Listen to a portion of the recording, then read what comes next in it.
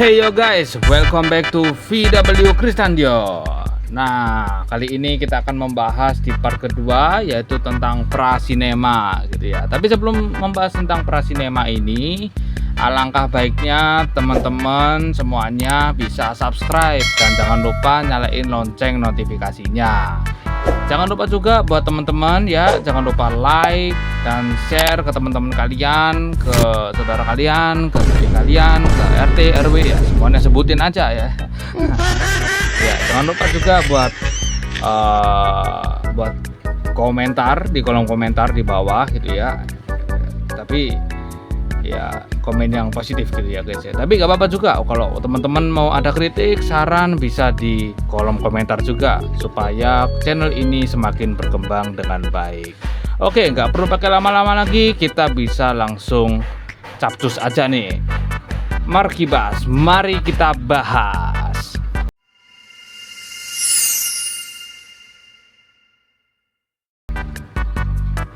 Oke, sebelum kita mengenal film seperti sekarang, ada perjalanan yang panjang yang dikenal sebagai masa prasinema.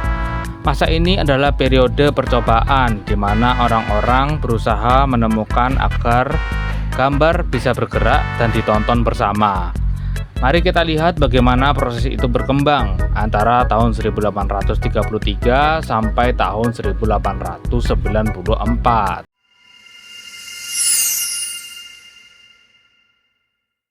Oke, awalnya proses gambar berasal dari lentera ajaib, yaitu sebuah kotak dengan sumber cahaya kuat dan lensa kaca.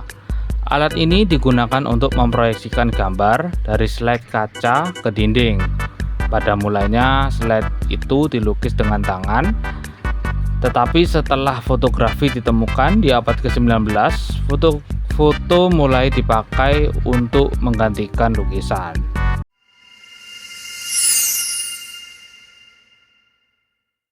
Di tahun 1833, Joseph Ledoux memperkenalkan phenakistoskop. Phenakistoskop ya itu. Sebuah alat yang berbasis animasi stroboskopik ya. Lewat alat ini, gambar-gambar diam bisa terlihat bergerak ketika diputar. Inilah salah satu prinsip dasar dari animasi.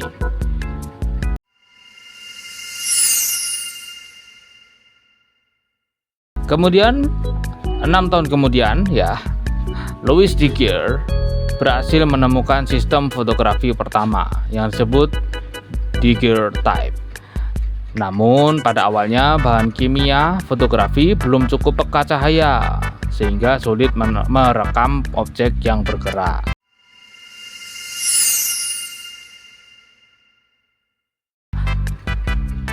Pada tahun 1849, Ledoux mengusulkan ide untuk menganimasikan foto dengan teknik stop motion. Walau masih sangat sederhana, percobaan ini dilanjutkan oleh Julius Dubosky tahun 1852, tapi belum mendapat hasil yang memuaskan.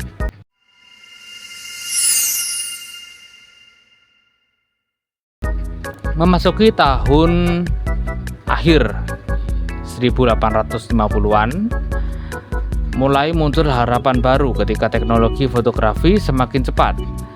Orang membayangkan bisa membuat animasi foto yang lebih nyata meski percobaan itu masih terbatas.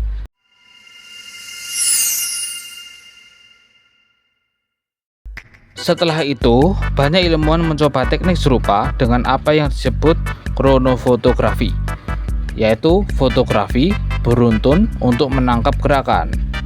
Dari sinilah muncul ide untuk memproyeksikan foto-foto itu ke layar.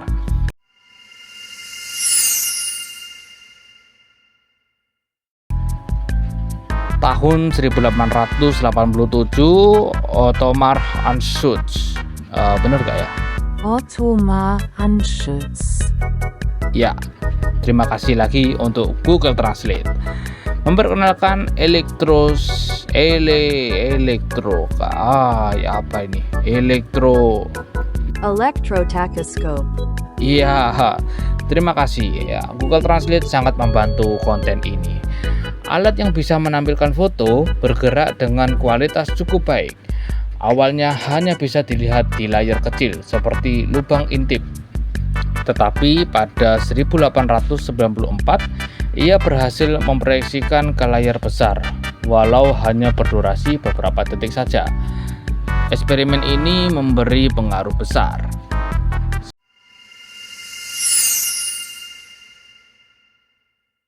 Sementara itu, di Amerika Serikat, Thomas Edison melalui perusahaannya menciptakan kinetoskop sekitar tahun 1893. Alat ini menampilkan film pendek berdurasi sekitar 20 detik yang ditonton secara pribadi melalui kotak intip. Meski belum proyeksi bersama, kinetoskop membuka jalan bagi industri film komersial.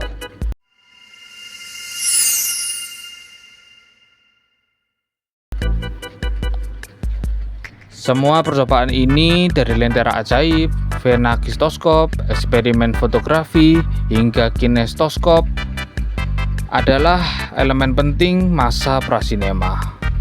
Akhirnya pada tahun 1895, Lumière bersaudara dari Prancis memperkenalkan sinematograf yang bukan hanya bisa merekam tetapi juga memproyeksikan film untuk banyak penonton sekaligus.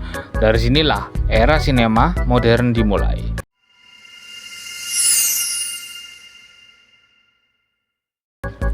Jadi antara tahun 1833 sampai 1894, bagai percobaan ini membentuk pondasi. Tanpa mereka mungkin kita tidak akan pernah bisa menonton film di layar lebar seperti sekarang.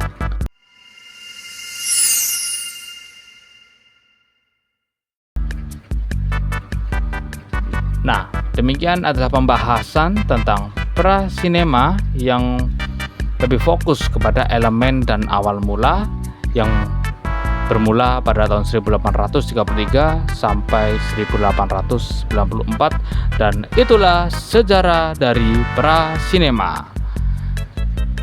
Thank you buat teman-teman yang udah nonton videoku di part 2 ini. Jangan lupa like, subscribe, dan juga komen, dan juga share ke siapapun itu. Tunggu video selanjutnya di part ketiga. Bye.